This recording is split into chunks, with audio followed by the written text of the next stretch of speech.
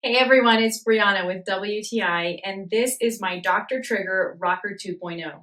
This back device is really functional. So I have scoliosis and I've also got some issues with my neck. And this rocker is so nice, especially when I've been spending a lot of time on my computer or on my phone. I love just having this already set up in my office and I can just lay down and rock away.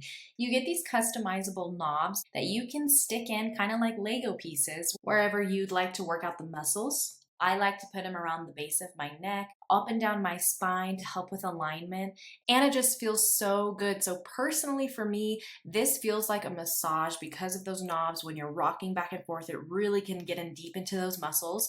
And I like to use this just to feel better and more aligned in my back and also for muscle recovery after a workout. You can also change how far apart the pieces are depending on your height. So you're just going to adjust the pieces on the back. You have a little button that you press to push in the other piece to connect them, and they lock into place.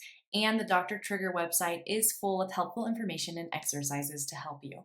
This Rocker 2.0 is functional, it works great, and it's helped me with alignment and working out sore muscles. So if you struggle with any kind of issues in your back or neck, I think you're going to love this device. And that's my point of view.